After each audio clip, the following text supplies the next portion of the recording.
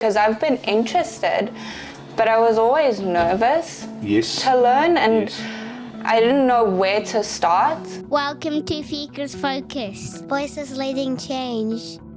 Cayla, we're here. We're here actually, there's some, I need to read this book. It's a good read. It's Matariki week, and there's lots of excitement. I cannot wait to see what Pat Beach are doing, and it's been cool for your own journey in understanding what Matariki is. Obviously, you've come over from South Africa, and it's thrown into a deep and different culture. Yes. But you know, Britt was really talking up your own growth in the space, so it's a cool chance to really sit down and have a talk about that.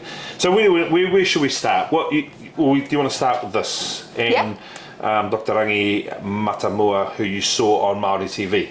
Yes, I did. So Britt was talking about a lot of documentaries that she's seen on Māori TV, and she was talking about one about Matariki, and I thought, okay, well, Britt's talking about all these great documentaries, so let me go have a look.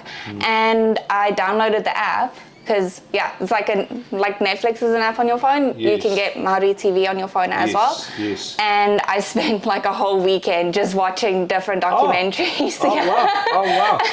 Yep. That was like a weekend gained pretty much with all the knowledge. Yes. And that was one of the documentaries was around Matariki by Dr. Rangi. Yeah. And so this book sort of extends on that documentary as well. Yes. And I feel like my kete is just getting fuller and fuller. It's isn't really it crazy? cool. Yeah, we're lucky here in the fact that Māori have done such a great job in building our own channel and what's accessible to us on there too. Actually, interestingly, Māori TV was still available to me overseas when I lived overseas, because often you leave the country and you can't access those things, but I was still able to watch things on there. But the Matariki concept and principle for you now, what is your understanding at present? Because isn't it amazing to think in 2 or 3 years' time what it will be? But what is your own starting in that realm of understanding for you? So for me, I've always, when I came here first, it was just Māori New Year. Yes. But there's so much more to it than that now. A lot more depth in my understanding with learning about the maramataka and how that relates to the stars, the sun, the different like the lunar calendar and all of that, how it relates to different times of the year and what each one represents. Yes. So it's very interesting, and how important the Matariki rising and setting is to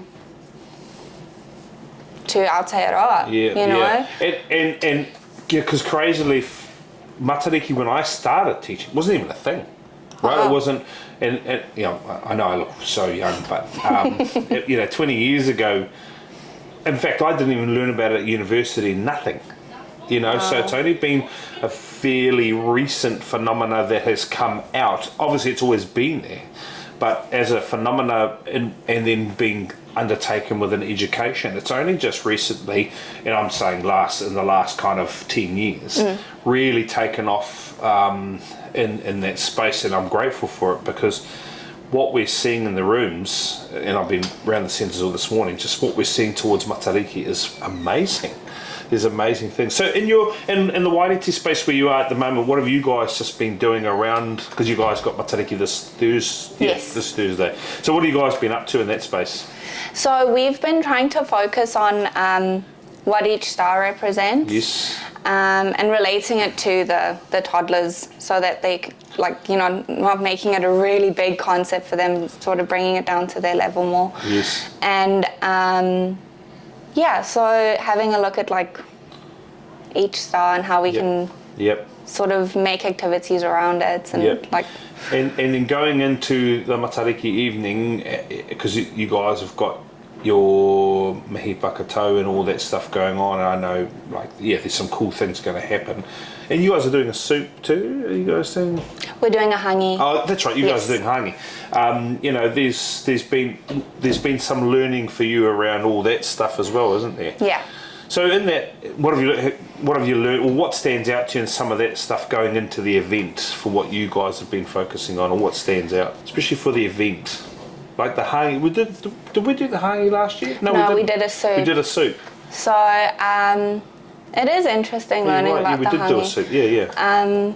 We're not doing a hangi in the ground. Yes. We're doing, Yes. It would be cool to experience that. But yeah, we're doing a pot hangi. So learning about like where that came from as well. That was another documentary that I watched, was hongi to hangi, and learning about that sort of importance and how it's like changed over the times and stuff like that, how it's more accessible now to groups of people. Yeah, we don't have to burn down a big thing of wood and then go from there. Yes, I know. Take up the playground. Yeah. Now, you came on the Tamapahore marae trip too, didn't you? That's what kind of got me.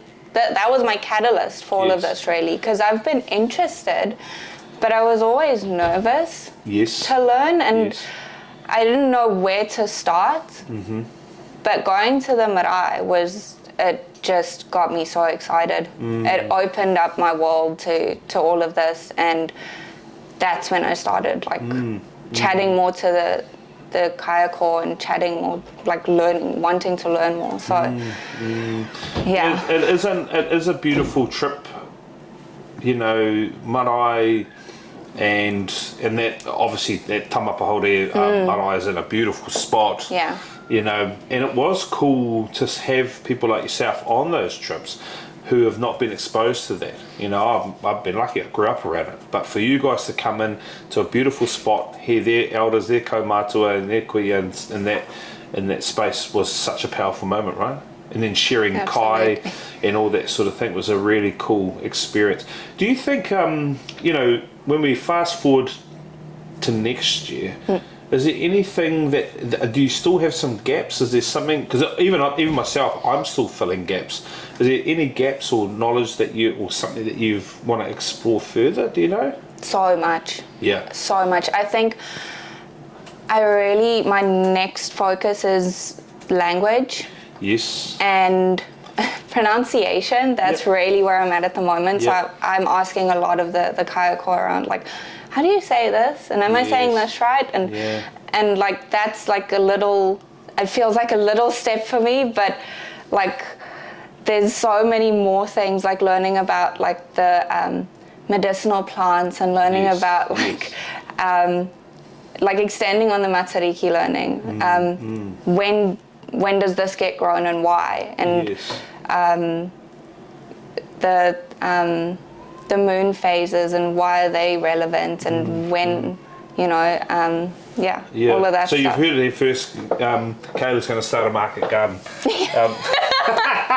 No, but there is that. Even that. When we went out to I forget the name of the waterfall out at McLaren Falls. Sorry, the name escapes me.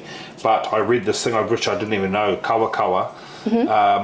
There's a berry to it, and it was used for because it's got antiseptic properties, and it was used for teeth pain. Oh wow! Yeah, and it's chili. It's chili. It's a fruit, but it's chili. Okay. So it's spicy. Yeah. And it grows, and so kawakawa grows all around the place. In fact, I think it's a plant linked with, I learnt this only recently off the show The Casketeers, that it's a plant linked with the atua, with the gods, because it was around at the same time as them. So I've only just learnt that. And they've got this berry, and they've got all these cool plaques explaining what kawakawa was used for. So you're right, there's just so much in this space. Yeah. Well, Cayla, we're really proud of your growth in this space, and actually you've just mapped out a pretty easy way, Māori TV app. Yeah.